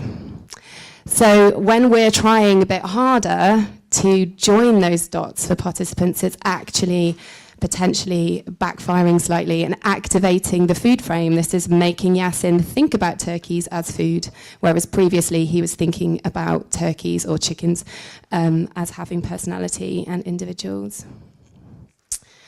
And throughout sharing these kind of messages that really focus on who animals are, we were constantly getting participants talking about their diet change.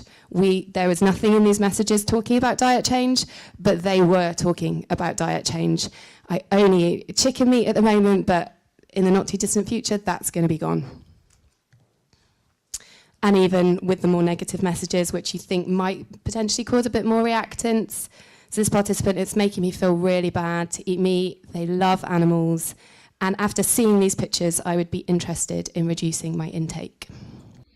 There you go. Yeah, got both the quantitative and the qualitative saying the same thing. I think I probably will make a video about this, because I really feel that too many people have the wrong idea that you mustn't share this kind of thing and it's pure reactance and backfire effect all the way down. I hear way too much of that. Like, it's obviously compelling to share this. I don't say obviously, like, the evidence suggests that it's compelling. But it does also feel kind of obvious to me. But yeah, I think I will do a video on that. I'll have to try and think of all the examples I know of studies on this kind of topic, but this is a huge one, and yeah, it's in line with my understanding of what's effective as well. And too often I see people not seeming to know that. Oh damn, I'm covering half the thing. I guess it's moving which side they're on, isn't it? So focusing on who animals are brings helpful ideas to the surface and gives them the space to join the dots for themselves. So I'm going to talk about the muddled stuff because it's easier to identify that through focus groups and having conversations with people. So 2 aspects we're going to talk about. The first one is the knowledge gap. Just going to, bit of audience participation. You're all looking too comfortable. When you see this image, what kind of True, Estin. And I feel that that's why a lot of people have the mistaken impression, oh, this doesn't work, because people say that people say that to vegans because it does work, and they're trying to motivate them to not say it. Like it's obvious that would happen to some extent, right? If this is motivating you to think that you need to change some behavior which you really don't want to change, then obviously you're motivated to say what you can to try and get the person to stop saying it to you based on your understanding of what's motivating them, up to and including claiming that you're going to eat more meat because a vegan pissed you off and stuff like this. Like, I'm very skeptical of people who say that, right? I've said before, they're presumably eating as much meat as they want to already. They're now going to eat more meat than they want to just because a vegan upset them? Like, really?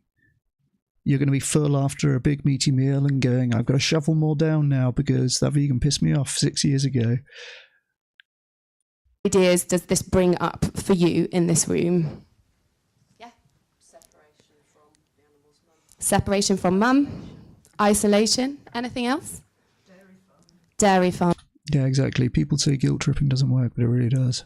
Yeah. So for us, this image is shorthand for a bunch of stuff. Systemic harm, separation from mum. That's so true, Estin. Yeah, I can see vegans even being motivated to believe that because it kind of justifies them not having to have the difficult social interaction.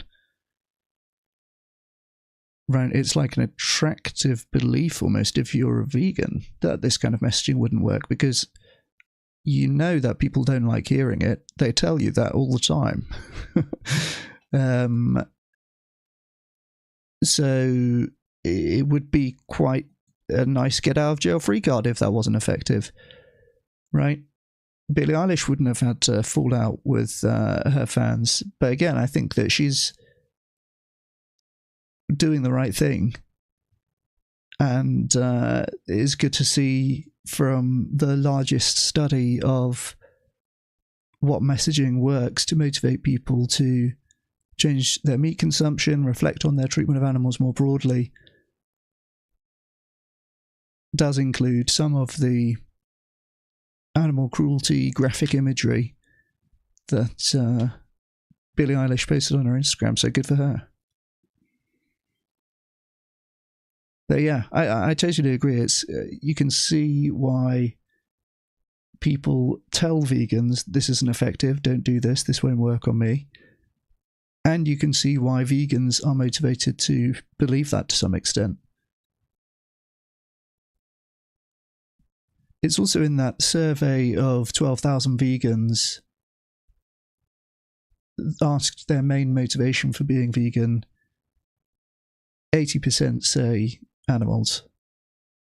Some far smaller percent say health or environment. It's a big majority of people who stick with it in the long term, and that survey included people who have been vegan for all, sorts of lengths of time.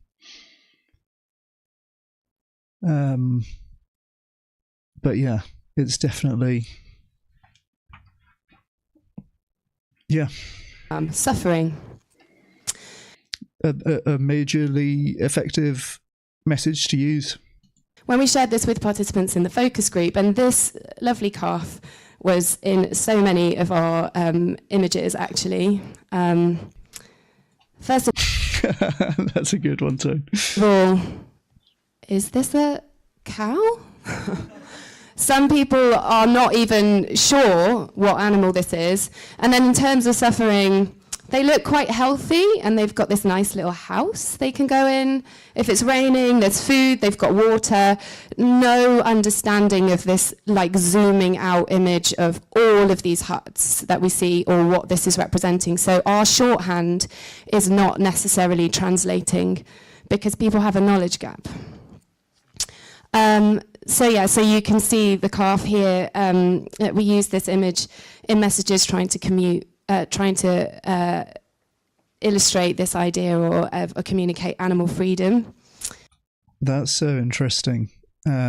This is an image which most vegans are reading as, look, there's literally a chain around their neck. They're chained up here. But the average person says they look healthy and they've got a nice little house that they can go in. I can so imagine people saying that in a focus group. Oh, he's got a nice little house. I mean, yeah, the bottom and right images are gonna for sure be more compelling. But it's an interesting case that the from the vegan perspective, you might think that is the same kind of image, right? Obviously, the bottom and right are unhealthy, visibly unhealthy, which is part of that. But depending on one's perspective, you can see different things when you look at the image on the left, I guess. And people here linked the calf to the robin. So these are the good images. These are what we want to see, is how the audience were interpreting this message. And it's the chicken and the pig who are struggling. So this calf is, not communicating the same thing that it would to a room full of animal freedom activists. We told stories of animals resisting oppression and escape. So I don't know how many of you are familiar with Matilda, who escaped a farm and had 10 piglets in the woods, and now she's living in sanctuary. But unfortunately, people do not know animals very well, so they doubted Matilda's ability to be able to... Yeah, that's so true, Pia. Telling an activist what would work on them is ridiculous. If they know deep down what would work on them, then they don't really need the activists. They're like, well, if you told me that there was a 22% increase in my risk of heart disease from eating red meat, oh, what? If you told me that over 99% of the farmed animals in the US are on factory farms, oh my God. Yeah, you can't. That's a nice way of thinking about it. You're not in a position to actually know what would work on you. Otherwise, you'd have already done it. To do this. So this concept that this pig is ready to escape and give birth in the woods without any human intervention, it's like, what? They cannot sort of compute that this would be possible. And unfortunately, what that leads to, doubting the animals, leads to doubting the messenger. So, I mean, this had a little bit of stronger language, which I slightly removed. They didn't escape on their own, very forcefully said. They were taken by humans, and whether you think that that's a good thing or a bad thing, you should be honest about that, is what this person was saying about the messenger. And so it was bringing up ideas that the messenger is dishonest, that we're using misinformation, there's a lack of transparency, we're acting illegally. Who does this sound like? Who do we talk about that behaves like this? Big animal ag, but people are seeing our messaging and thinking we are dishonest. So the other gap is a... Interesting. There's only a small subsection of the messaging that they've tested worth saying. Vision gap. So we think here in this message we're communicating animal freedom. And people respond positively, yeah. I do agree with this message. Animals do deserve freedom, but we continue the quote, they deserve not to be cooped up in a factory farm. So the question is, are we communicating animal freedom or free range? So it's quite a long quote. This was from a... Hey, Twisted Hippie, nice to see you. ...participant who grew up on a farm with cows, and she said, what we would have done with our cows in the winter is keep them inside, and then in the spring we let them out, and they literally run around wild in the field because they're so happy to be out in the fresh air and the freedom. To me, that is just the epitome of freedom for a wee calf. So this understanding that freedom really for them is a nice grassy field. We also communicated used messages to communicate the idea of sanctuary. And yeah, positive feelings coming up for this participant. This is how animals should be treated. They repeated these words about relationships and flourishing and peaceful and free. This participant understood sanctuary as a name of a farming organisation who are trying to spearhead quite a bit of work there with a knowledge gap and a vision gap in our comms. It's over to me. Okay, right, is my mic working again? Yep. So we're going to now talk about some of the... Yeah, I think I lagged there for a little bit. My internet skipped a second, but hopefully I'm back. The spikier messages. So these were ones which created maybe a bit more controversy. So this is one example which were messages trying to say basically we should be a voice for the innocent. We need to stand up for these victims, basically. We had about 20% of people moving one way, 20% of people moving another way. So kind of a net effect. Cheers, Tim. Of 0. Well, that's interesting. This is kind of an interesting difference from the animal cruelty messaging. I guess I talk about that kind of too broadly in a way. I think there's a part of this analysis as well that a lot of the effect is from the pictures rather than the text.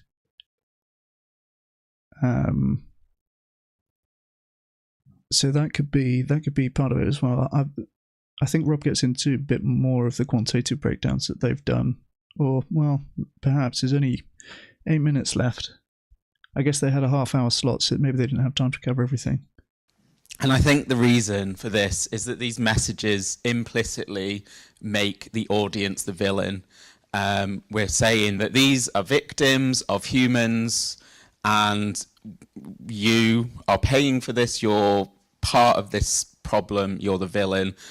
People are really motivated to protect their identity, to see themselves as a good person.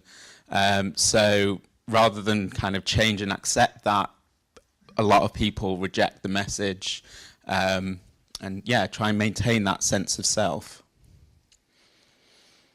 Another similar one was messages highlighting speciesism or our hypocrisy with how we treat other animals. So these are messages saying, you know, like, hey, we're a proud nation of animal lovers. Maybe we should treat all animals the same. Or why do we treat one, you know, why do we eat one and love another? 15% of people reacted negatively, 20% reacted positively. So a small kind of net effect. This was quite a polarizing message. And again, I think this is because... Yeah, interesting. Again, there's not a ton of animal suffering in these images. So maybe the text is having more of an effect.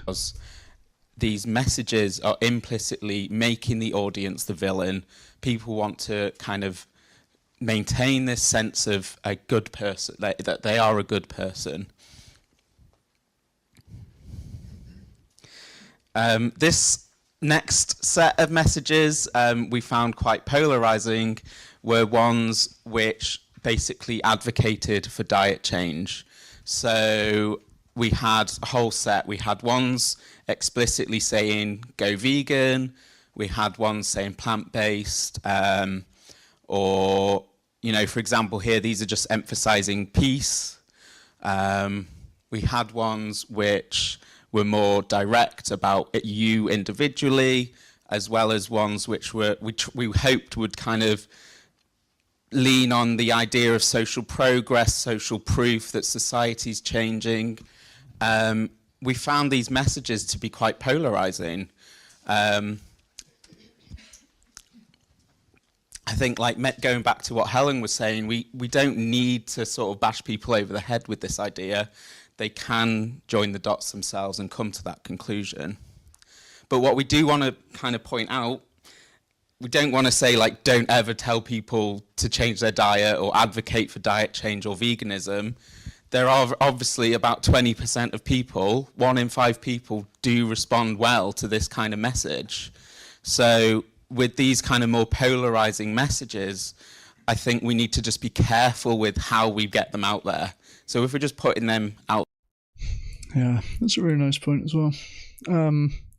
I was going to say, I like how well reflected the Project Slingshot messaging is of this.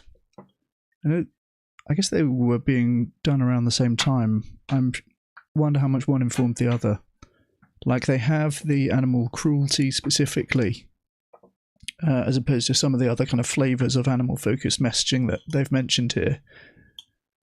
And they also don't mention diet change explicitly. As Matthew Glover was saying in his talk that we watched the other day. Out their blanket, potentially we could be pushing some people away. If we can target the people who are like almost vegan, they're like ready to go, then this could be like a super effective strategy.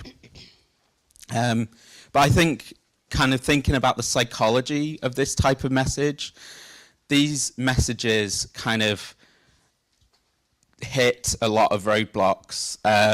So as mentioned with the other ones, this is implicitly making the audience the villain. You know, again, 1 minute left already. Yeah. Oh my God. Go for it, Rob. Okay, I'm going to skip. Oh my God. Okay, yeah. Oh no, that's classic.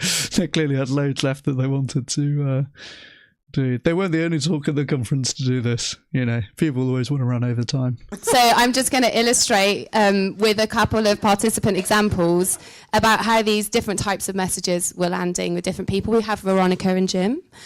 Veronica, when we center who animals are, she's saying stuff like this is really connecting with me as a mum. It's pulling at my maternal heartstrings. And with Jim, seeing messages, focusing on who animals are and their experience. Yes, absolutely. Thank you for asking, Tone. I just put the VARC link channel in the chat here. Says you'd have to Go give them a view and a like and everything. have a heart of stone not to be saddened by what's going on here and making this connection. I'm feeling a bit conflicted. I know that this is part of what is happening to animals to produce food. When we focus on people and behaviour, this kind of response from Veronica, I feel like I'm being guilted. These messages are emotionally manipulative. And she goes on to say, actually, I'm feeling quite angry. Choice is important to me, and this is trying to guilt trip me. And with Jim, he says these messages are aggressively emotional. Bearing in mind they've seen superiority, are we in this room using animals to get people to go vegan? So we have... what a twisted interpretation, right? You guys are the real animal abusers. You're using animals to try to get people to go vegan. We're using the concept of animals. You're using actual animals.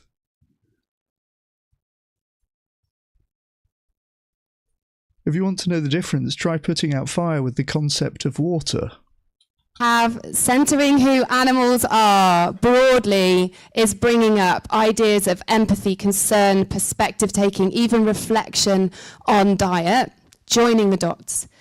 People and identity and behavior focus messages, we have a risk of people doubling down, human-centric ideas, justifications, criticism of the messenger. And like Rob said, this is quite a common response. We're having this from a lot of the participants in the focus groups, regardless of what we know about their diet or their intention to change their diet before they join the focus group.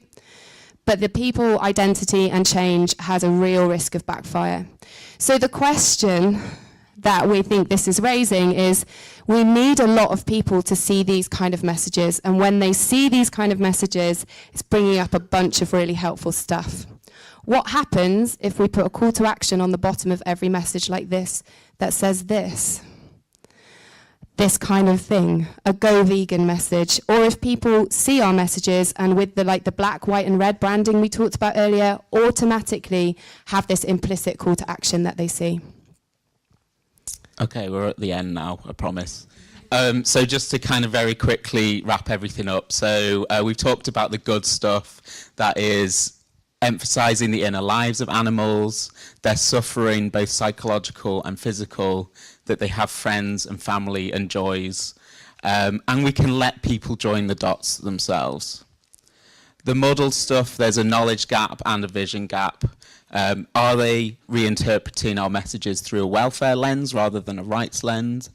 And are we communicating the world that we want for other animals? And then finally, the spiky stuff. It's good to hear, Tone. Nice. Are we threatening people's sense of identity and agency? And I do want to emphasize, there is a place for diet change messaging.